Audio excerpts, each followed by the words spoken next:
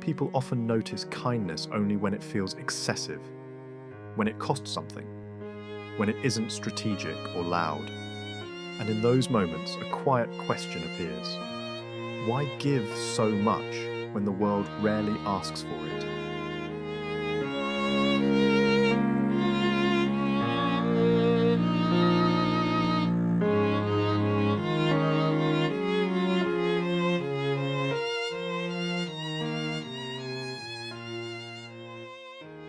When people say you are too kind, they rarely mean it as a compliment. It's usually said with suspicion, as if kindness must be hiding a flaw. In modern psychology, this reaction is predictable. We tend to interpret behaviour through the lens of our own motivations. This is known as the fundamental attribution error. We assume others act for the same reasons we would, rather than considering their internal structure. For someone who operates from scarcity, emotional, social, or psychological, kindness feels irrational. It doesn't fit into a framework based on exchange, defense, or leverage, so it gets mislabeled. Kindness is often confused with people-pleasing, but the two are not the same. People-pleasing is driven by fear of rejection. Kindness, in its healthier form, is driven by emotional regulation. It comes from the ability to remain stable under interpersonal pressure. This distinction matters. A people-pleaser gives in to avoid discomfort. A kind person tolerates discomfort without needing to dominate or withdraw. Psychologically, this requires a higher level of distress tolerance, the capacity to sit with tension without reacting impulsively. What looks like softness from the outside is often internal strength. Research on prosocial behaviour shows that individuals who consistently act with generosity tend to have stronger internal value systems. Their actions are guided by coherence, not approval. They don't need immediate reinforcement to continue behaving ethically. This is where misunderstanding deepens. In a culture that rewards visibility and assertiveness, restraint is interpreted as passivity, and calm is mistaken for submission. But restraint is not the absence of power. It is power that is under control. Kindness requires response inhibition. It is the deliberate choice not to escalate, not to mirror aggression, not to seek advantage at another's expense. Neurologically, this involves prefrontal regulation over limbic reactivity, a marker of psychological maturity. Many people simply aren't used to this.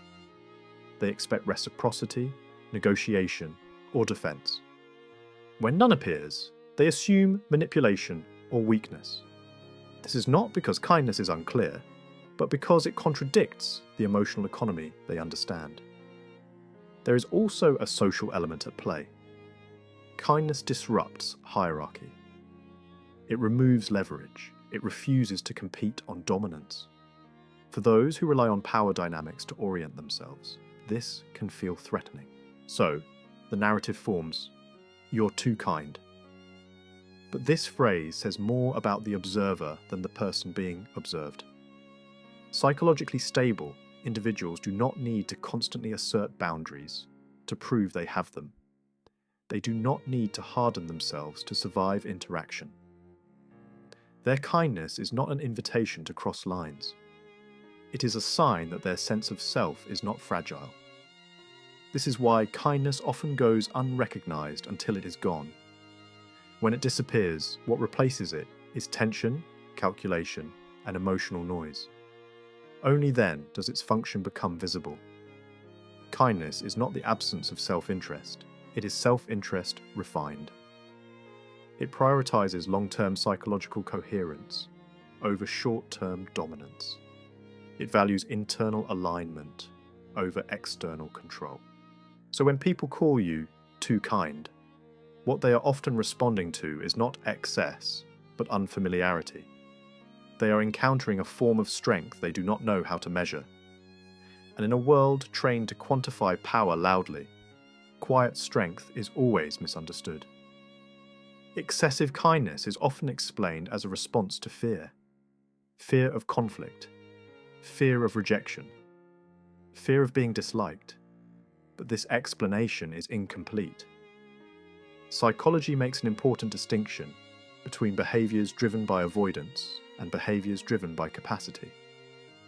Kindness, in its stable form, belongs to the second category. At its core, being too kind is often the result of high emotional intelligence. This includes the ability to perceive emotional cues accurately, regulate internal reactions, and respond in a way that preserves psychological equilibrium. Neuroscience offers part of the explanation. Individuals with heightened sensitivity in mirror neuron systems tend to experience others' emotions more vividly. This does not automatically create self-sacrifice. When paired with strong self-regulation, it creates composure. You are not overwhelmed by emotion. You are fluent in it. Another key factor is secure self-soothing. People who can regulate their own stress internally are less dependent on external reassurance. They don't need to win interactions to feel stable. They can afford to remain gentle. This is why kindness often appears counterintuitive to observers. From the outside, it looks like restraint without defense. Internally, it is restraint without fear. Attachment research supports this. Individuals with secure attachment patterns tend to approach conflict with openness, rather than hostility. They are not compelled to escalate tension to protect identity. Their sense of self is not fragile. Kindness, then, is not passivity. It is confidence without display. There is also a cognitive element. People who are too kind often have strong metacognitive awareness. They understand that most behavior is situational rather than personal. Insults are not taken as threats.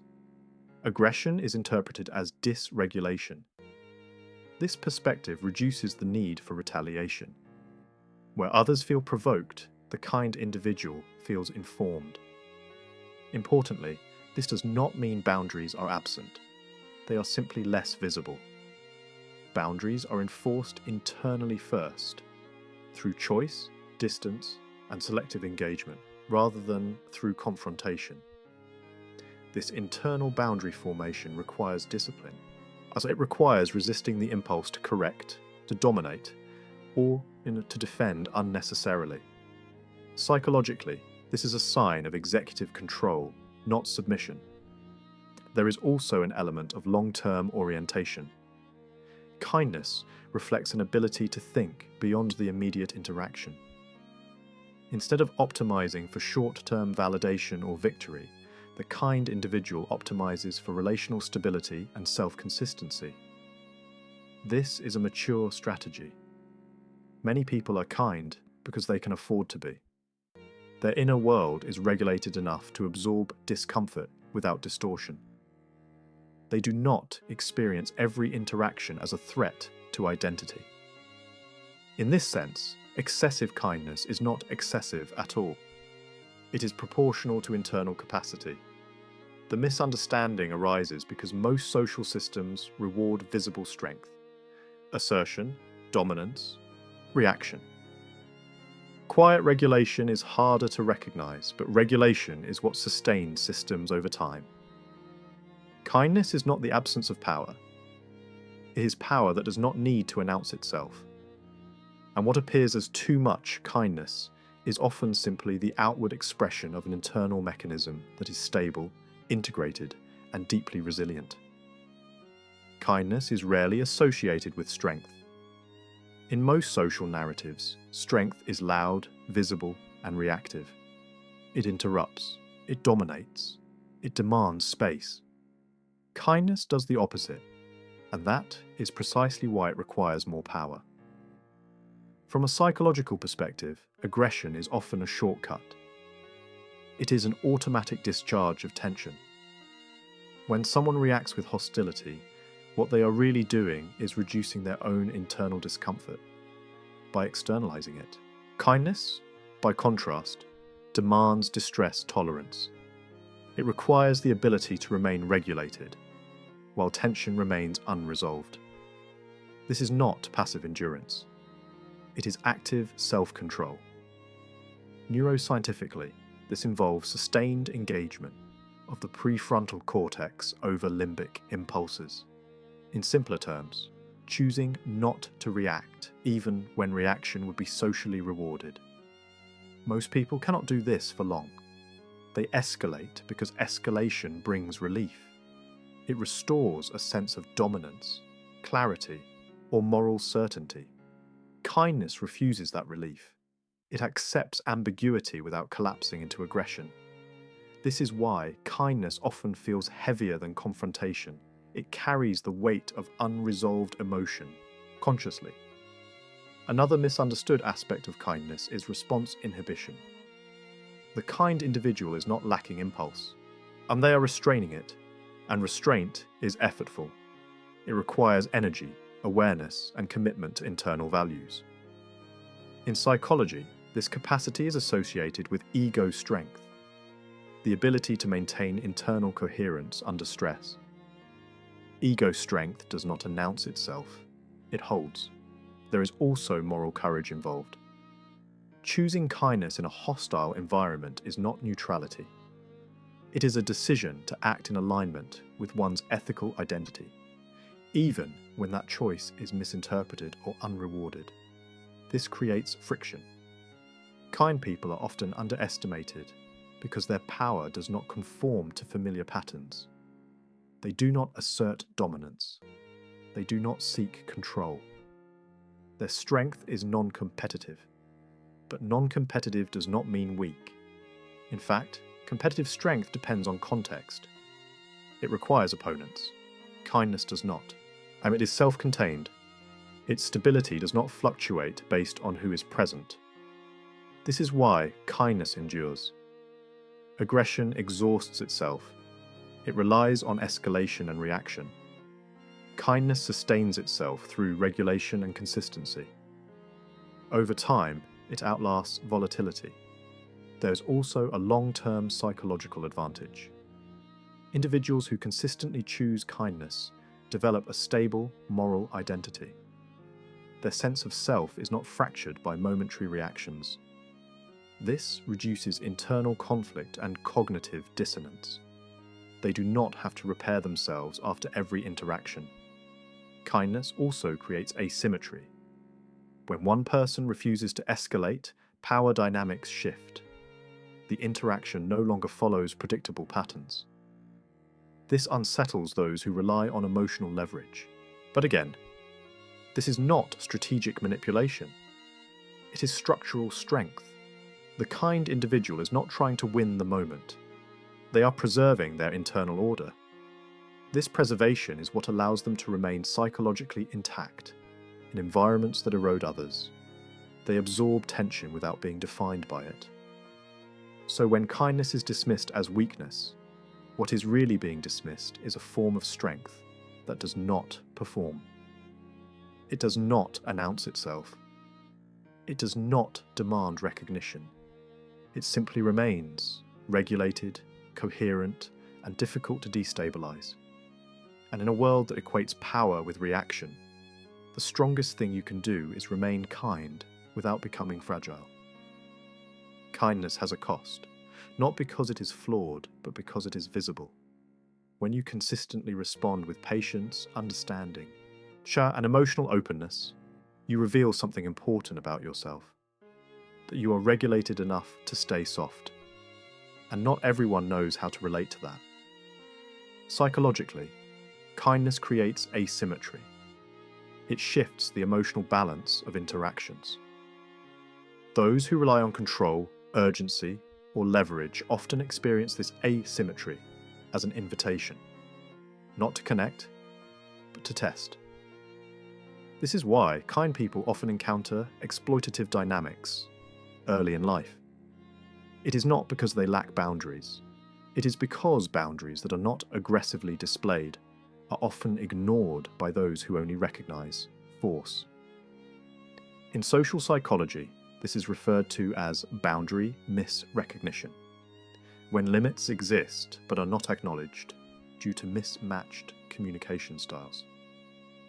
This phase can be painful, or the kind individual may question whether their softness is naive, whether their openness is a liability, whether the cost of remaining gentle outweighs the benefit. But this is not where the story ends. Over time, kindness functions as a filter. It draws out intentions. Those who seek advantage reveal themselves quickly. They push, overstep, and escalate, and in doing so, they become visible. This visibility is important. Rather than corrupting the kind person, these encounters sharpen discernment. Boundaries do not disappear if they evolve. They become quieter, firmer, and less negotiable. Kindness stops being unconditional and becomes selective. This selectivity is not cynicism, it is psychological maturation. The individual learns to differentiate between openness and access. Empathy remains intact, but proximity is no longer automatic. Attachment theory describes this shift as movement towards secure selectivity, the ability to remain warm without being permeable. You do not harden, you clarify, and clarity changes everything. People who are compatible with kindness do not test it. They recognize it. They respond with respect, reciprocity, and emotional responsibility. These connections deepen slowly, but they last. Those who are incompatible fall away. This process can feel isolating at first. The social circle narrows. The noise reduces. But what remains is coherent. Interactions stop feeling draining and start feeling mutual. Importantly, this transformation does not require becoming less kind. It requires becoming more self-aligned. The cost of kindness is not loss. It is sorting. And sorting is necessary. Without it, kindness becomes scattered, exhausted, and misunderstood. With it, kindness becomes grounded and resilient. By this stage, the individual no longer explains their nature. They no longer negotiate their softness. Boundaries are not announced. They are enforced through consistency. This is where kindness gains weight. It is no longer available to everyone. It is offered intentionally, and because of that, it is respected. In the end, kindness does not make you vulnerable forever. It makes you transparent, and transparency is a powerful filter. What passes through remains. What cannot, leaves. And what remains is not less, it is more aligned. At a certain point, kindness stops being a question. It stops needing justification, defense, or explanation. What remains is something quieter and far more stable. This is the stage where kindness is no longer reactive. It is no longer something you do in response to others. It becomes a reflection of how you are internally organized. Psychologically, this is where kindness turns into quiet power. Quiet power does not announce itself. It does not correct misconceptions. It does not attempt to control how it is perceived. It operates from internal coherence rather than external validation. People often underestimate this form of strength because it lacks spectacle. There is no confrontation, no victory, no visible assertion. But internally, something decisive has already happened. The kind individual is no longer negotiating their nature. They are no longer asking whether kindness is safe, effective, or reciprocated. They act from alignment, not expectation. This removes dependency from behavior, and dependency is where most power struggles begin. In psychology, this is associated with self-congruence, when actions are consistent with internal values, regardless of outcome. Self-congruence reduces inner conflict. There is no need to rehearse conversations, replay interactions, or defend identity internally. You are simply yourself without tension. This state creates a paradox. The less you try to assert power, the more grounded you appear. Your calm is not emptiness, it is density. People feel it before they understand it. This is because emotional regulation is contagious. Studies on interpersonal affect regulation show that individuals with stable emotional states often shape the emotional tone of entire interactions. Not through dominance, but through consistency. In others, adjust unconsciously. Quiet power works indirectly.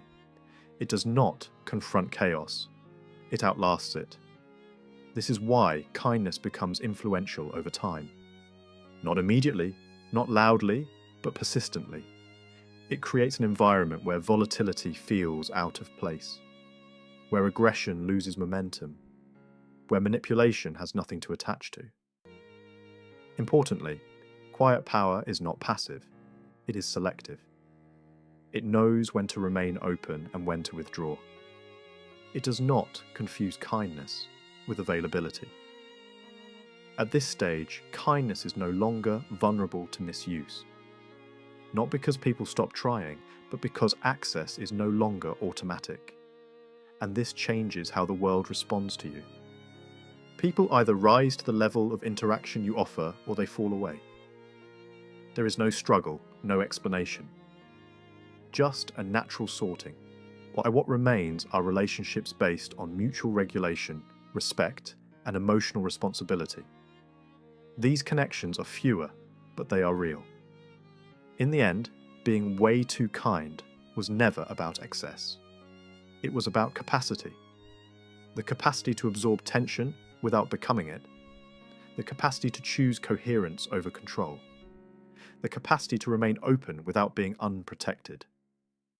Quiet power does not seek recognition. It does not need to be seen to be effective. It simply exists, steady, grounded, and difficult to destabilize.